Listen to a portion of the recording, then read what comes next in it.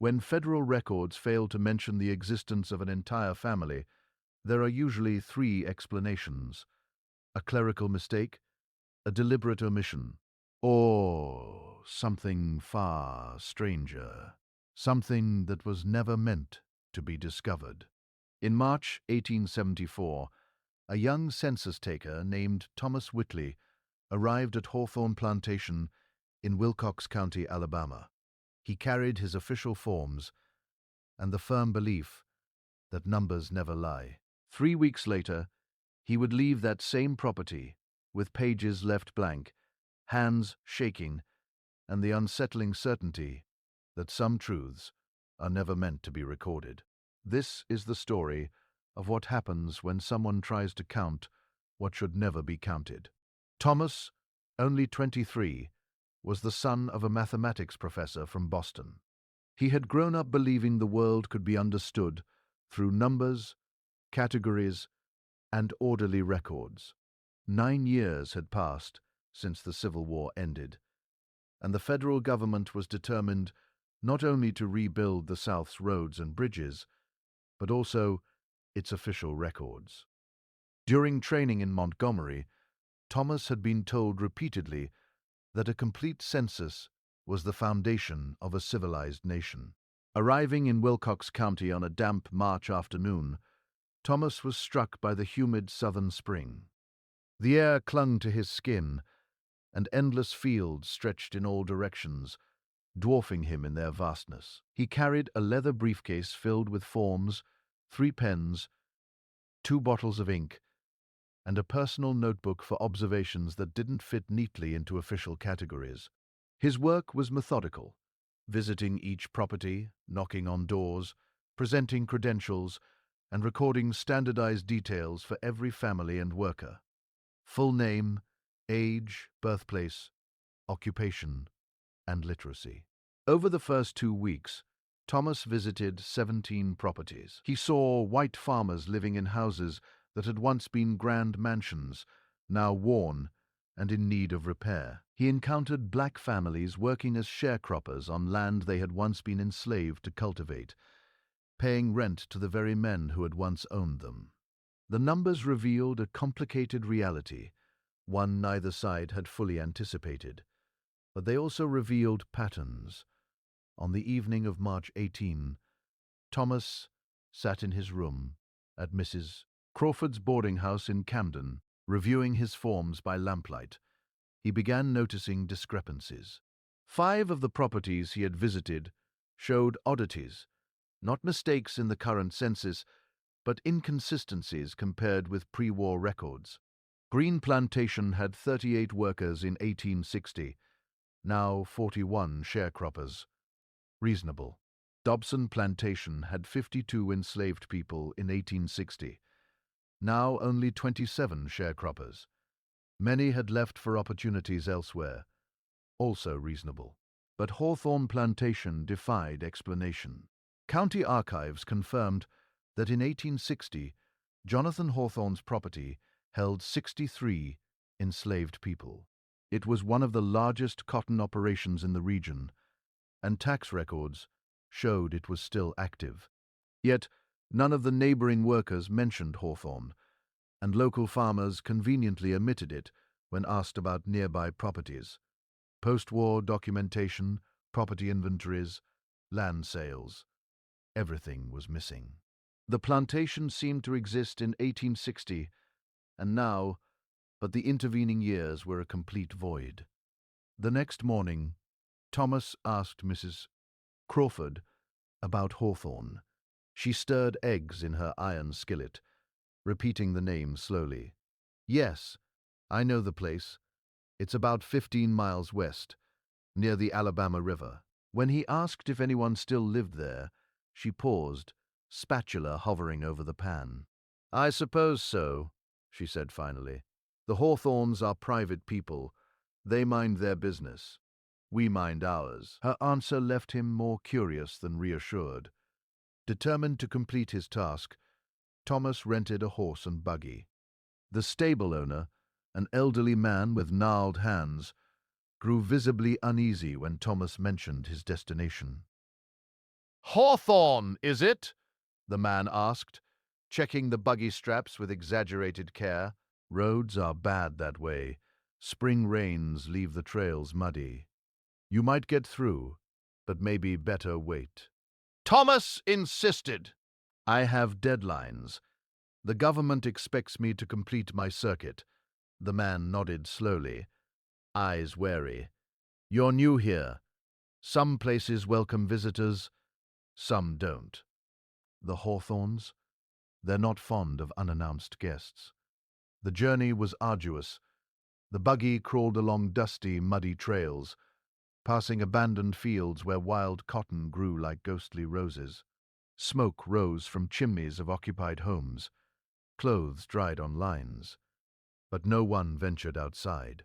After 4 hours, the road narrowed to two barely distinguishable tracks through pine forests, the canopy above dimming the afternoon sun. Then the forest cleared, revealing Hawthorne Plantation for the first time. The main house, a grand two-story antebellum structure with white columns, looked perfectly maintained. No peeling paint, no rotting wood, no broken windows. The slave cabins, now presumably home to free workers, stood in orderly rows, smoke curling from some chimneys. Fields, barns, and a smokehouse spread beyond the main house, yet no one was visible. Thomas guided the buggy down the oak-lined avenue. Only the creak of wheels and clop of hooves broke the silence. He parked at the main house, boots thudding on the porch, and knocked. After a long pause, the door opened. A man, about 50, with neatly combed graying hair and a precise moustache, stood in the doorway. His pale gray eyes examined Thomas with the intensity of a judge. "Can I help you?" the man asked. "My name is Thomas." "Whitley," Thomas said, showing his credentials. "I am conducting the federal census for Wilcox County. I need to record information about all residents of this property." The man's eyes flicked to the credentials without touching them. "I am Edmund Hawthorne. This is my property. Are you descended from Jonathan Hawthorne?" "I am his son," Thomas replied, opening his notebook. According to the 1860 census, there were 63 enslaved people here. Many presumably now work as free employees or sharecroppers. "I need to record everyone currently residing or working on this property." Edmund Hawthorne remained silent a moment before responding. "We are isolated. Official visitors are not typical. I appreciate your dedication, but it is late. Perhaps you should return tomorrow morning, when there is full daylight." Thomas glanced at the sky. The sun was low, but there were still 2 hours of light left. "Sir, I would prefer to begin today. I insist." Edmund's voice remained polite, but took on a tone of finality. "The road back is treacherous at nightfall. You're welcome to return tomorrow at dawn. I'll be expecting you." There was something in the way he said it. "I'll be expecting you," that made Thomas hesitate. It wasn't exactly a threat, but there was a quality of warning in those words. "Very well," Thomas said finally. "I'll return tomorrow at 7 o'clock in the morning." "Excellent." "Until tomorrow, Mr. Whitley." Edmund closed the door before Thomas could say anything else. Thomas rode back to Camden as the sun set, painting the sky deep orange and red. His mind worked on the Hawthorne problem, the cold reception, the perfectly maintained property, the complete absence of visible workers. It all added up to something he couldn't fully articulate, but which left him deeply uncomfortable. At the boarding house he found Mrs. Crawford preparing dinner. 2 other guests were seated in the parlor, a traveling salesman and a lawyer from Montgomery, visiting local clients. "Did you make it to Hawthorne?" Mrs. Crawford asked, as she placed bread and stew on the table. I did. I met Edmund Hawthorne. I'm going back tomorrow to conduct the census properly. The salesman, a portly man named Porter, looked up. Edmund Hawthorne. I thought old Jonathan was still alive. Edmund is the son. He said the property is his now. Interesting. Porter chewed thoughtfully. I've been coming to this region for 15 years, since before the war. I always did business with Jonathan. Sold him agricultural supplies, tools, things like that. But for the past 5 years, I haven't been able to make a single sale to that property. They always say they already have everything they need. Perhaps they do, Mrs. Crawford said quickly. Some properties are more self-sufficient than others. No property is that self-sufficient, Porter insisted. Everyone needs nails, rope, replacement tools, seeds. It's impossible to produce everything yourself. The lawyer, a thin man named Larson, interjected. I've worked on several property cases in this county over the past 2 years. Inheritance issues, boundary disputes, title transfers. It's remarkable that I've never come across any legal documents related to Hawthorne Plantation. No recorded deeds, no filed wills, no property litigation for a property of that size. That's highly unusual. Maybe they just avoid legal troubles, Mrs. Crawford suggested, but her voice sounded strained. Thomas seized the opening. Mrs. Crawford, you mentioned the Hawthornes were always a private family. How long have they owned that land? She hesitated. Jonathan Hawthorne built that house in the 1830s, I believe. 40 years ago, maybe more. And did you know his family, his wife, his children? I saw Mrs. Hawthorne a few times years ago. She was a quiet woman. Didn't socialize much. Mrs. Crawford began collecting plates despite everyone still eating. And as for the children, well, like I said, they kept the children out of the public eye. Children? Thomas repeated. Did Edmund mention other family members? I didn't ask. But in the 1860 census, Jonathan Hawthorne is listed with a wife and 3 children. Edmund would be one of them. There must be at least 2 more. Mrs. Crawford didn't respond. She carried the plates to the kitchen, and the sounds of dishes being washed filled the uncomfortable silence. Larson, the lawyer, looked at Thomas with renewed interest. Are you saying you can't find records of the family after 1860? I can't find anything. No tax records specifying how many residents, no documentation about the transition from slave to free labor, no worker lists. Nothing. The property exists, apparently still produces crops, but it's as if the people living there simply aren't being counted. Counted by whom? Porter asked. By anyone. Not by the county, not by the state, not by the federal government. It's as if 63 people simply disappeared from paper. The silence that followed was broken by Mrs. Crawford returning from the kitchen.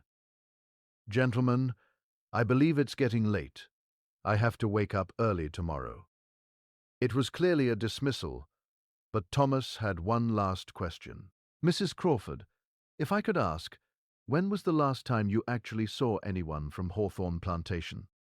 Not heard about them, but saw them personally. She stood in the kitchen doorway, her back turned to them. I'm not sure. It's been a while. A year, 5 years, more. Her voice was low. I haven't seen anyone from that property in over 10 years, maybe more. No one comes to town. No one goes to church. No one does business. It's like you said, Mr. DeWitley. It's as if they're not being counted. But some things, she turned to look at him, and her eyes held an expression Thomas couldn't read, aren't counted for a good reason. She went to her room and closed the door. Thomas slept poorly that night. His dreams were filled with census pages where numbers kept changing whenever he looked at them. 63, then 42, then 17, then none. Blank spaces where there should be names. He woke before dawn, dressed quickly, and left the boarding house before Mrs. Crawford woke. He didn't want more conversations that might make his determination waver. The road to Hawthorne was shrouded in morning fog. The horse moved at a steady pace, its breath creating clouds in the cold air. Thomas passed the abandoned properties again, and this time noticed something he'd missed the day before. There were recent wheel tracks in the road, as if several wagons had passed recently, but in which direction? It was impossible to tell. He arrived at Hawthorne's Oak Avenue at 7:15. The sun was rising, casting long golden rays through the trees. The main house looked different in morning light, less imposing perhaps, but also more real. Smoke rose from the chimney. Thomas grabbed his briefcase with the census forms and walked to the front door. This time, Edmund Hawthorne opened before he could knock, as if he'd been waiting right behind the door. "Mr. Whitley, punctual as expected, please come in." The interior of the house was as well maintained as the exterior. The entrance hall had polished wood floors, a crystal chandelier, and antique furniture that appeared original from the 1830s. Portraits hung on the walls, men with severe moustaches, women in high-collared dresses, children posing rigidly. Edmund led him to a wood-paneled office. A large desk dominated the space, covered with carefully arranged account books. Edmund indicated a chair for Thomas and sat behind the desk. "I presume you have your questions prepared," Edmund said. Thomas opened his notebook. "Let's start with you. Full name Edmund Jonathan Hawthorne. Age 52 years. Place of birth here in this house." Thomas wrote then asked marital status a pause. "Widowed. Children? None. Occupation? Landowner and farmer. Can you read and write? Yes." Thomas continued through the standard questions, and Edmund answered each with the same concise precision. But when Thomas asked about other residents of the house, Edmund hesitated for the first time. "Other residents?" he repeated. "Yes. The 1860 census lists your father, Jonathan Hawthorne, your mother, Sarah, and 3 children, presumably you, and 2 siblings. Where are they now?" "My father died in 1862. My mother died in 1865. My 2 brothers no longer live here. They left the property." "Yes. And where did they go?" "We don't maintain correspondence." Thomas noted this, though it seemed strange. "What about other family members? Cousins, uncles, dependents? There's no one else in the main house." "And the workers?" "The 1860 census lists 63 slaves on this property." "How many remained after emancipation?" Edmund became very quiet. His fingers drummed once on the desk, a movement so brief Thomas almost missed it. "None. None." Thomas looked up from his notes. "Mr. Hawthorne, I saw the quarters outside. I saw smoke from chimneys. I saw fields prepared for planting. Someone is working this land." "You asked how many remained after emancipation, and I answered honestly, none. All who were here in 1865 left. Then who works the property now?" "I hired new workers." "How many?" "The number varies. I need an exact number, Mr. Hawthorne. That's what I'm here for." Edmund stood and walked to the window. He looked out for a long moment, hands clasped behind his back. When he spoke, his voice was carefully controlled. "Mr. Whitley, I must make a confession. I don't keep complete records of my workers. Some come seasonally, work for a few weeks or months, and then move on. It's difficult to maintain an precise count. It's unusual for an operation of this size not to keep payroll records, perhaps, but I value privacy, and many who work here value it as well. They prefer informal arrangements. Thomas felt his frustration growing. Mr. Hawthorne, I'm not here to judge your business arrangements, but the federal census is mandatory. I need to count every person who resides or works regularly on this property. If you refuse to cooperate, I'll be forced to report that refusal to federal authorities. Edmund turned from the window.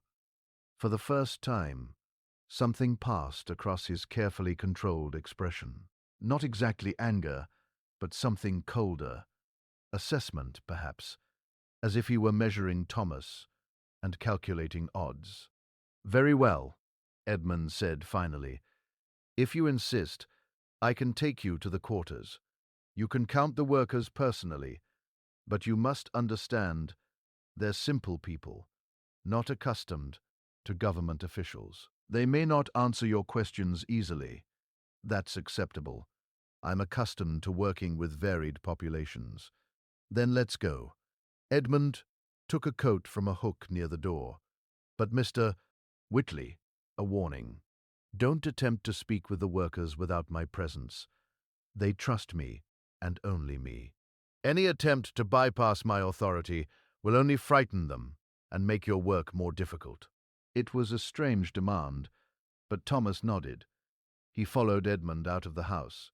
The morning had warmed slightly, though the air was still cold. Edmund led Thomas along a path that wound behind the main house, through an abandoned garden where wild roses grew unchecked, and to the area where the quarters were located. As they approached, Thomas could see the structures more clearly. There were 20 cabins arranged in 2 parallel rows, each identical. Mud-covered plank walls, shingled roofs, a small window, a door. They were better-built structures than many slave quarters he'd seen, but still basic. Smoke rose from 8 of the 20 chimneys. Only 8 cabins occupied. Thomas asked. At the moment, yes. As I mentioned, the number varies. They walked to the first cabin. Edmund knocked on the door 3 times, paused, then knocked twice more. A pattern, Thomas noted. A code. The door opened slightly, and a middle-aged black man appeared. He looked at Edmund, then at Thomas, and immediately his face assumed a neutral, closed expression. Thomas recognized the mask that oppressed people learned to wear around white authorities. This is Mr. Whitley, Edmund said. He's a federal census taker. He needs to ask some questions. The man said nothing. Thomas pulled out his notebook. Your name, sir? Silence. It's an official record, Thomas said gently. It won't bring any trouble. I just need your name. The man looked at Edmund, who nodded almost imperceptibly.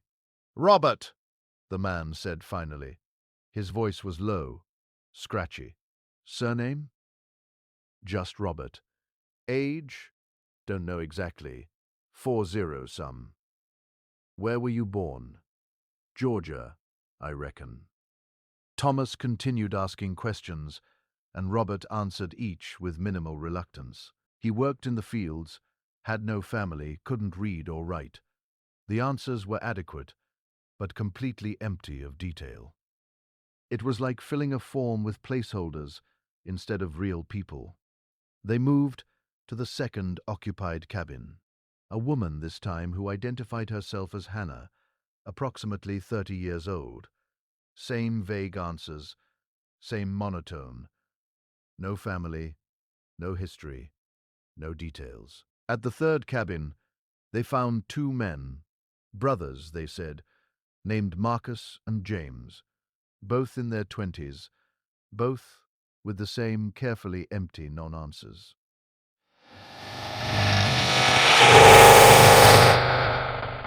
All the workers were black. All claimed to have arrived in recent years. None had family connections on the property. None had specific stories about where they came from or why they came to Hawthorne. None maintained contact with the outside world, and something else Thomas was beginning to notice. They all looked tired. Not the normal tiredness of hard agricultural work, but something deeper. Exhaustion in the eyes, weight in the shoulders, a quality of heaviness that seemed to infuse every movement. At the fifth cabin, they found a family, a man, a woman, and 2 children. The man identified himself as Samuel. When Thomas asked about the children, Samuel hesitated for a long time before answering. "This is Jacob. He's 8. This is Mercy. She's 6. The children stood behind their mother, looking at Thomas with wide eyes. He smiled at them, trying to be reassuring. "Do you go to school?"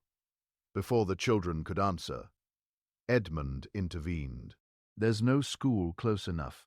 The children help with light tasks on the property." Thomas looked at the children again. There was something about their faces that disturbed him. It took a moment to identify. It was the lack of expression. Children should be curious, excited, scared, something. But these children looked at him with the same empty gaze as the adults. They visited the 3 remaining occupied cabins. More solitary workers, more empty answers. When they finished, Thomas had 8 adults and 2 children listed on his forms. 10 people total. 10 people working a property that once employed 63. "Is that it?" Thomas asked when they returned to the open area between the rows of cabins. 10 people manage this entire operation. "I said the number varies.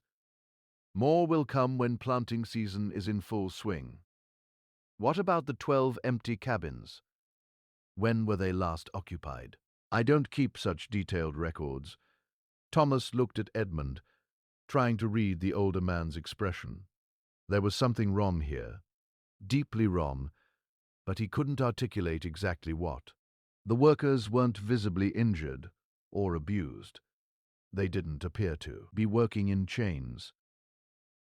But there was a quality around them, an atmosphere Thomas couldn't name.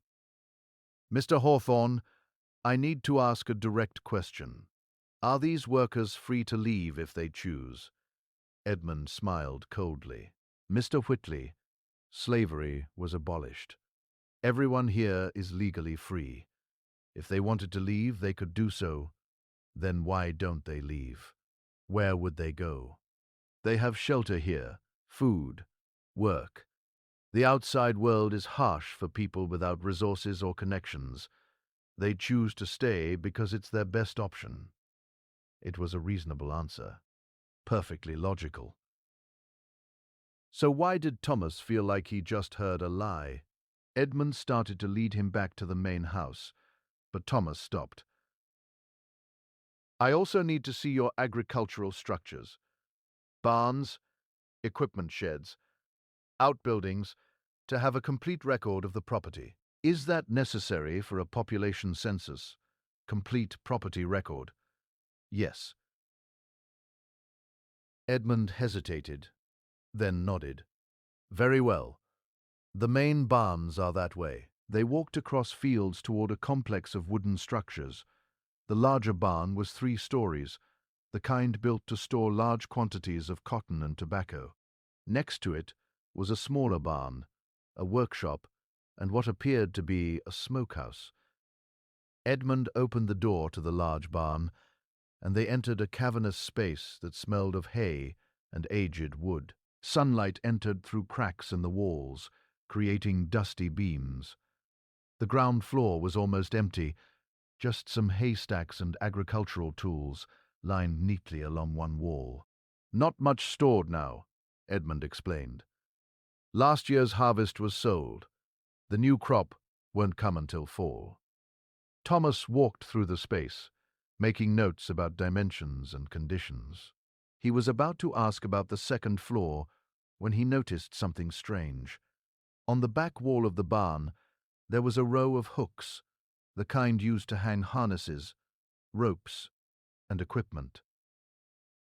But only half the hooks had anything hanging on them. The others were empty, but showed clear marks of recent use, indentations in the wood where something heavy had hung for a long time. And beneath those empty hooks on the packed dirt floor, there were dark stains. Thomas knelt to examine them more closely. The stains formed patterns, elongated shapes approximately the size of a human body. Mr. Hawthorne, what was hanging here? Edmund had moved to stand between Thomas and the door. Agricultural equipment, tools. We move things as needed. These stains look old, as if something had been here for years, and dripped something onto the floor. Equipment oil. Grease. This is a working barn, Mr. Whitley, not a museum. Thomas stood, his heart beating faster. There was a quality in Edmund's voice now, a tension that hadn't been there before. I'd like to see the second floor. There's nothing up there. Still, I'd like to see it. The two men stared at each other. For a moment, Thomas thought Edmund was going to refuse. Then the older man gestured to a ladder leading upward. After you. Thomas climbed the ladder, acutely aware of Edmund climbing right behind him. The second floor was an open space used to store hay, but like the ground floor, it was almost empty. There were only 3 notable things. A row of windows on the south side, a pile of chains and shackles in one corner, and a collection of notebooks stacked neatly on a beam. Thomas walked to the notebooks. There were 12 of them, each with a leather cover and pages yellowed with age. May I look at these? They're old account books, agricultural records, from before the war. They have no relevance to your census. Thomas picked up the first book. The title page read, Hawthorne Plantation Account Book, 1858. He flipped through it.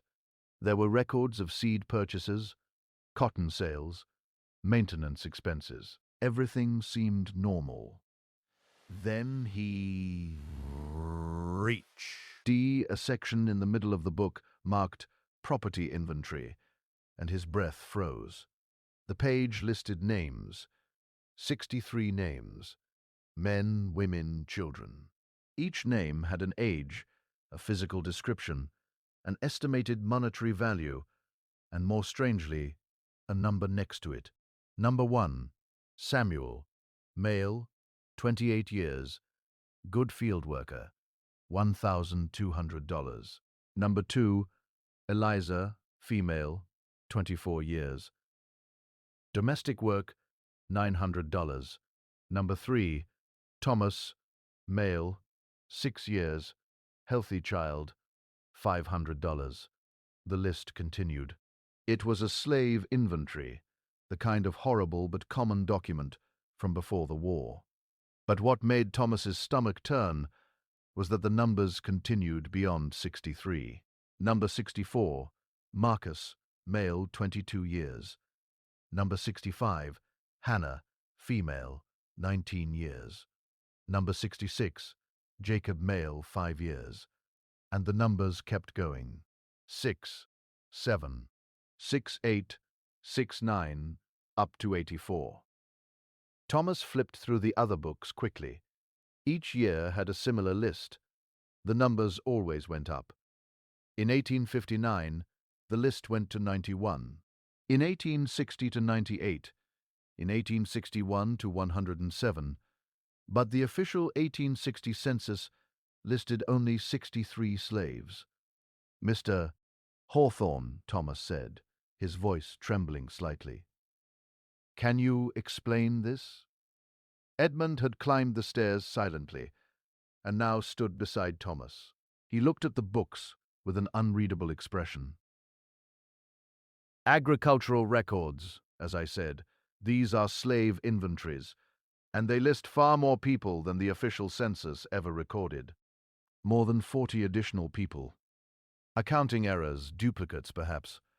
Sir, these are not accounting errors. These are careful, consistent records of people who existed, but were never officially counted. Thomas felt anger growing through his fear. These are people who were kept here illegally, hidden from official records. Edmund was quiet for a long time. When he finally spoke, his voice was very calm, almost reflective. Mr. Whitley, let me ask you a question. You're a man of numbers, of records, of official order. So tell me, what happens to people who aren't, mounted? If someone never appears in a census, is never recorded in any legal document, officially never existed, what happens to that person? They still exist. Documents don't determine existence, don't they? Edmund picked up one of the books and flipped through it. Suppose a farmer wanted to buy more slaves than the law allowed him to bring into the state. Suppose he found suppliers who could provide people who were never recorded on any ship manifest, any auction sale, any transfer document. Would those people exist? Thomas felt cold running down his spine. You're describing slave smuggling, illegal trafficking. I'm describing hypothetically, but yes, that's what we're talking about.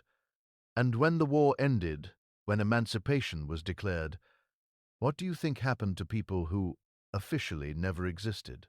How could they be freed if they were never officially enslaved? They were still entitled to freedom. The 13th Amendment made no exceptions. Exceptions? Edmund laughed, a hard sound without humor. Mr. Whitley, you're young. You don't understand how the world really works. People without records, without families looking for them, without documentation of their existence. Those people can disappear, and no one would ever know. No one could know because, for all official purposes, they were never here. Thomas took a step back. His entire body was trembling now. What did you do with them? Me? I did nothing. My father, however, Edmund looked out the window at the property below. My father was a pragmatic man. When he bought people who weren't in the official books, he kept them that way. He built extra cabins beyond the visible quarters. He kept them away from roads, away from visitors, away from official eyes. And when the war ended, when federal officers came to make their inspections and announce emancipation, they only counted the 63 people who were in the official book. The others. Well, how could he report people who officially didn't exist? But they existed. They were human beings. Where are they now? Edmund turned to look at him. His eyes were completely cold. Some ran away during the war when the overseers left to fight. Some died of disease and work. Some, he paused, were transferred. Transferred where? To other operations where their lack of official papers made them valuable. There's always a market for labor that doesn't need to be recorded. Mr. Whitley, you'd be surprised how many wealthy people in the South and in the North, by the way, employ workers without documentation, without wages, without the annoying protection of federal laws. Thomas felt sick. You're describing continuing slavery years after abolition. I'm describing economic realities. I'm describing what happens to people who fall through the cracks of your precious official records. Do you want to count them now? Edmund gestured to the notebooks. Add 44 ghosts to your census, people who exist in old books but nowhere else, and the workers I met today in the quarters. Ah, yes, Edmund smiled. Those are different. Those came voluntarily, you know. Desperate people nowhere to go, no family looking for them. I offer shelter, food, work. I don't hurt them. I don't chain them, but I also don't register them. I don't report them. And they stay because, he paused, because they understand that outside these boundaries, the world is no kinder to them than I am. At least, here they exist, even if only I know it. Thomas backed toward the ladder. Every fiber of his body was screaming for him to leave that barn, ride back to Camden, and report everything he'd discovered. But Edmund blocked his path. Where are you going, Mr. Whitley? I'm going back to Camden and reporting what I found here to appropriate federal authorities. And report what exactly? That you found some old account books describing transactions that happened before the war, that you met 10 workers who choose to remain here, that you don't like how I manage my property. I'll report that you're keeping people in illegal servitude. Prove it. Edmund took a step closer. Bring a sheriff here. Bring a federal officer. Bring an entire commission. Let them interview my workers. Those people will say they choose to be here, that they're paid in accommodation and food, that they can leave when they want. Can you prove otherwise? Thomas didn't answer. And as for my private account books, well, those are private property, confidential business records. You took them without permission, without a warrant. Any evidence you gather would be inadmissible. Edmund smiled. You're a man of rules, Mr. Whitley, so you know I'm right. The people in the books are no longer here. Transferred, dead, lost to history. You can search for them, but how do you search for people who were never officially recorded? There are no birth records, no real surnames, no documentation. They're ghosts, Mr. Whitley. And ghosts can't be counted in a census. Thomas felt despair growing in his chest. Edmund was right. All he had were old books describing crimes that had happened years ago, with no identifiable victims, no living perpetrators, except Edmund, whose most recent crimes were what exactly? Employing people without registering them, running an informal agricultural operation. These weren't crimes that underfunded federal authorities would prioritize, especially against a wealthy white landowner in a region still resisting reconstruction. Then let me go, Thomas said. Of course. Edmund moved away from the ladder. You're free to leave at any time. Complete your census. Return to Camden. Report whatever you want. But consider this. How many other places like this exist? How many other properties have hidden quarters and double books? How many people live uncounted across the South? You can report one property, but can you stop the system? Can you account for everyone who's fallen through the cracks? Thomas descended the ladder without answering. He crossed the barn, stepped out into the sunlight, and walked quickly back to where he'd left his buggy. Edmund followed at a casual distance, unhurried. At the buggy, Thomas grabbed his reins with trembling hands. Edmund stood beside it, looking up with an almost paternal expression. One last thing, Mr. Whitley. You came here to count people. You counted 10. That's your official answer. If you try to report anything else, you'll discover there's no evidence to support it. The books you saw, you won't be able to find them again. The workers you met, they'll confirm they're here by choice. And as for any other people, well, as we've already established, people who were never counted can't be uncounted. He patted the side of the buggy. Have a safe trip back. Thomas rode back to Camden in a daze. His mind spun through what he'd discovered, trying to find some action he could take, some authority who would listen. But the more he thought, the more he saw the truth in Edmund's warning. What could he actually prove? When he arrived at the boarding house, it was already late afternoon. Mrs. Crawford looked at his face and immediately made strong tea. Didn't go well, I imagine? No. Thomas sat heavily at the kitchen table. Mrs. Crawford, what do you know about Hawthorne Plantation? The truth, this time. She sighed and sat across from him. I know what everyone knows, but what no one says. Jonathan Hawthorne trafficked slaves illegally, not the ones who came through normal channels, but ones who were smuggled. Africans brought directly long after the slave trade was banned. Children bought from foreign states. People stolen from small farms and sold without documentation. He kept them hidden, unreported, working on parts of his property that visitors never saw. Why didn't anyone report him? To whom? Before the war, slavery was legal. What authority would care if he had more slaves than he reported in his census? He paid taxes on 63. That was all that mattered officially. And after the war, she shook her head. After the war, we all had secrets we wanted to bury. Every property in this region did things during those years that wouldn't stand up to scrutiny. No one wanted to point fingers because no one wanted to be examined in turn. But those people are still there. Edmund still keeps unregistered workers.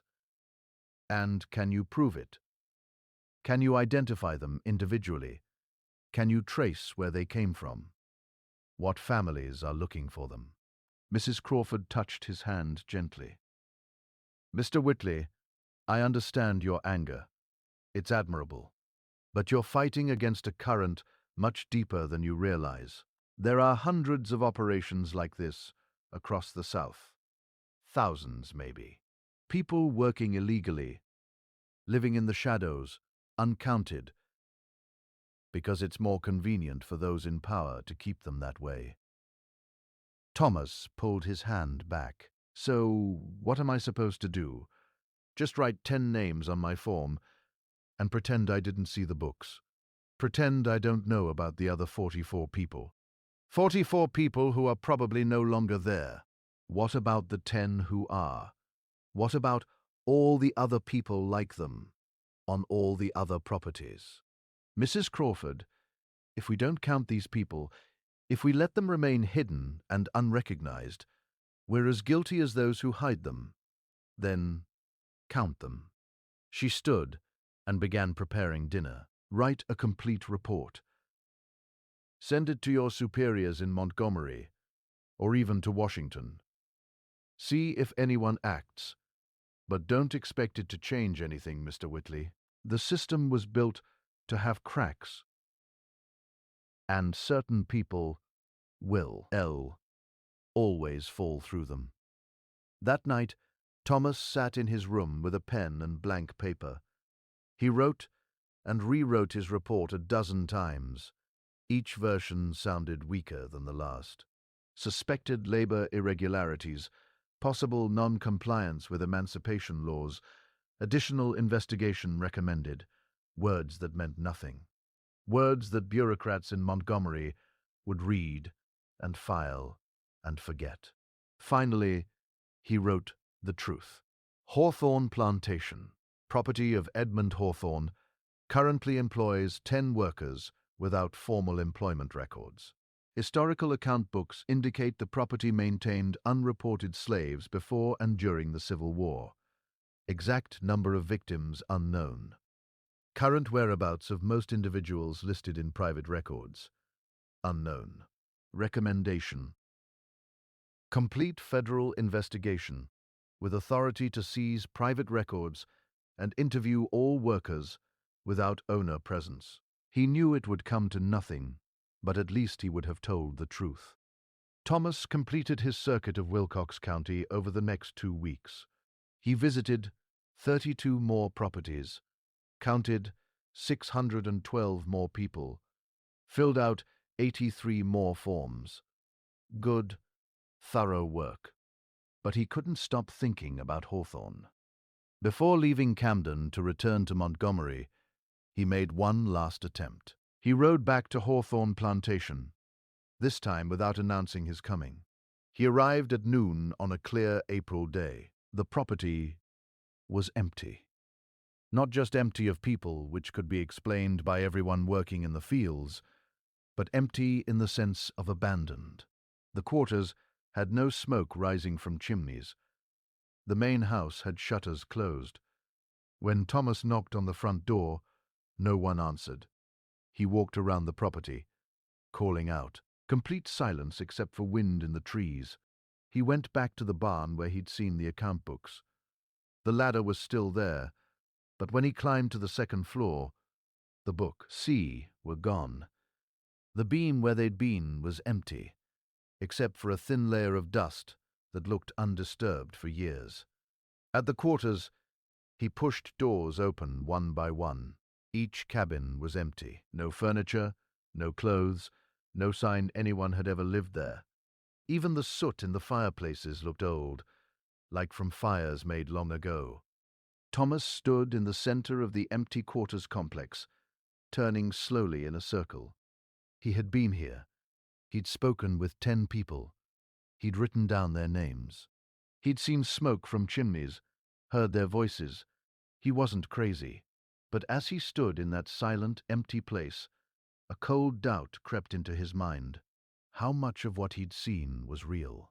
How much was staged? Edmund had known he was coming. Edmund had had time to prepare. The workers Thomas had interviewed. Were they real, or were they actors playing roles? The books he'd read so briefly. Could they have been forgeries planted specifically to be found? No, he refused to believe that.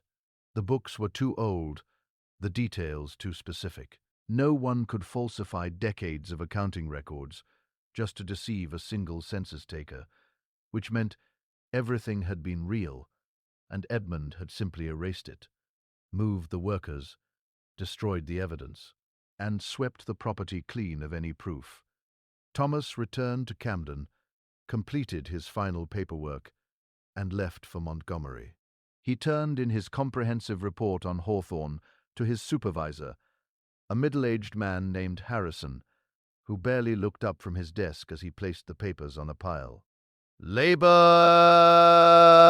irregularities," Harrison grunted. "Add it to the list.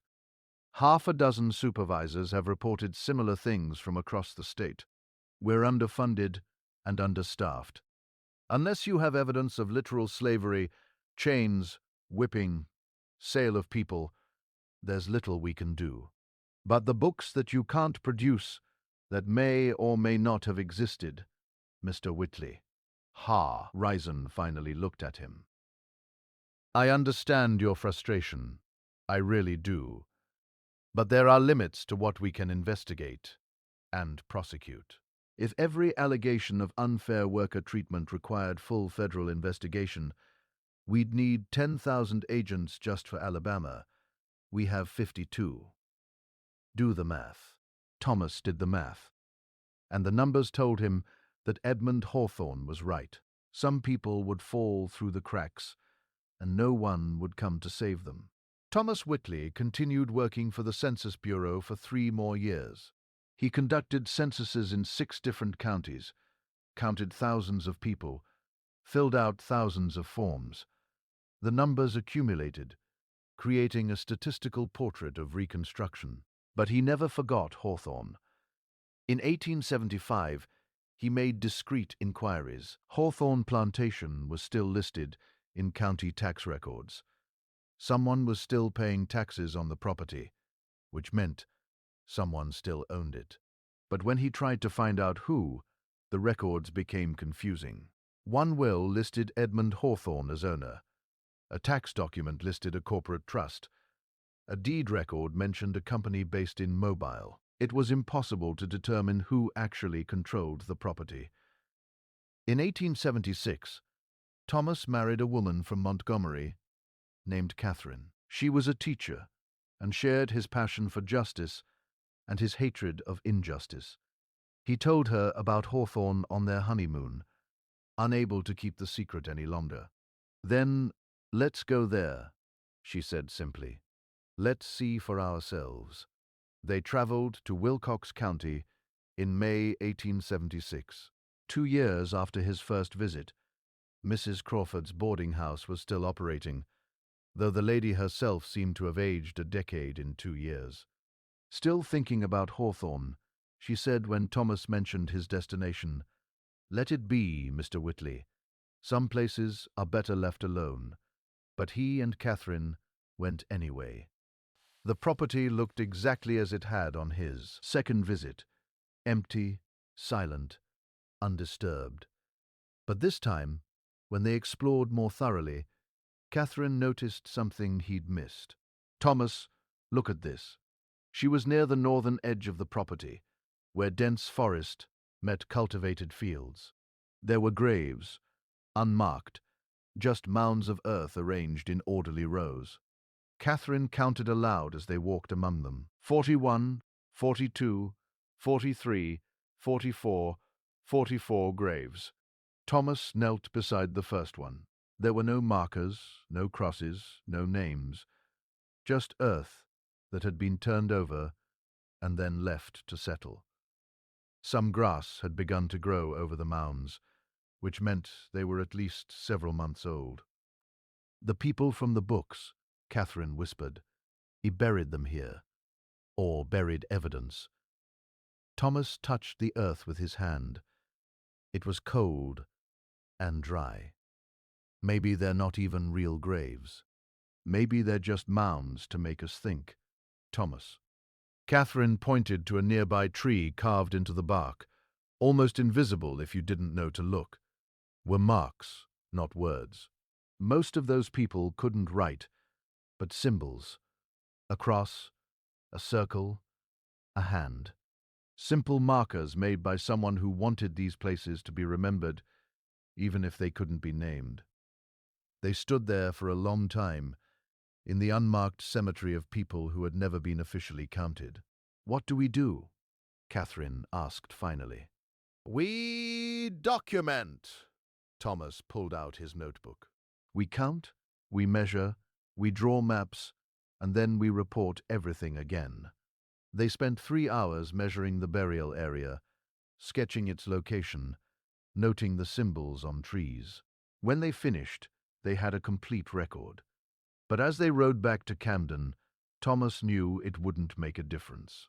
Bodies buried without identification, no proof of how they died, when they died, or even who they were. Impossible to even prove they were victims rather than natural burials of people who lived and died over decades. He sent the report anyway, and as he'd predicted, nothing happened. In 1877, Thomas Whitley left the Census Bureau. He became a teacher like his father, teaching mathematics and accounting at a small college in Massachusetts. He taught generations of students about the importance of accurate records, complete documentation, and honest accounting. But he also taught them about the limits of numbers. Numbers, he would tell his classes, can only count what we allow them to count. Every census, every statistic, every official record is a choice. A choice about who to include and who to exclude. And the people who are left out of those counts often disappear completely from history. He never mentioned Hawthorne specifically, but every time he taught his students how to conduct population surveys, he warned them to look for the cracks, to ask not just who was being counted, but who might not be. Hawthorne Plantation remained on tax records until 1883, when it was apparently sold. The new owner subdivided the property into smaller lots and sold them to small farmers. The main house was demolished in 1885. The quarters were burned. The fields were plowed again and again, erasing any trace of their previous configuration. And the graves, if the new owners found them, they never mentioned it. Over time, the forest grew back, covering the area where Thomas and Catherine had made their measurements. In 1920, 46 years after Thomas's visit, a complete federal census of Wheelock County, Alabama, made no mention that a Hawthorne plantation had ever existed. The land had been redistributed, renamed, reconfigured. History was buried under layers of new stories. The people who lived there, worked there, and died there disappeared from all official records. They became exactly what Edmund Hawthorne had predicted, ghosts who could never be counted because in the eyes of official records, they had never existed. But Thomas Whitley remembered. He preserved their story in a set of personal files, locked in a metal box in his office, untouched until his death in 1932. Inside were census forms listing 10 names: Robert, Hannah, Marcus, James, Samuel, and their family. There were maps marking a cemetery of 44 unmarked graves, notes, detailed account books listing 107 people, even though official records claimed only 63. Nearly 6 decades later, Thomas's daughter discovered the documents while sorting through his estate. She read them carefully, trying to understand why her father had kept these papers for so long. Finally, she made a choice. She donated them to the National Archives in Washington, D.C., with a note attached. The family that never appeared in any plantation census, counted only once by a man who believed every person deserved to be remembered. For 4 more decades, the documents lay archived, uncatalogued, and unknown. Then, in the 1970s, researchers stumbled upon them. Their discovery triggered a wave of re-examinations of census records across the South. Scholars began searching for other inconsistencies, other properties where the numbers didn't add up, other families erased from official history. What they found was staggering. Hundreds, perhaps thousands of lives recorded nowhere, lives that had been lived, endured, and ended without leaving a single trace in the official record. People whose names were never written in family Bibles, births never registered, deaths never mourned publicly, lives that had slipped through the cracks that Thomas Whitley had spent his career trying to expose. Even today, more than a century later, we still cannot know the full extent of those missing. The systems designed to count people were built with cracks, deliberate gaps where some lives could vanish without a trace. Hawthorne Plantation itself no longer exists. Yet the principles that allowed its erasure, the belief that certain people can remain uncounted, unrecorded, unrecognized, still echo in the records we trust. And somewhere in every census, in every statistic, in every official ledger, there are still cracks. Families who never appear, people who are never counted. But if we learn to read the spaces between the numbers, to notice what has been deliberately left out, perhaps, just perhaps, we can finally glimpse the hidden truths that have existed all along, quietly waiting to be remembered.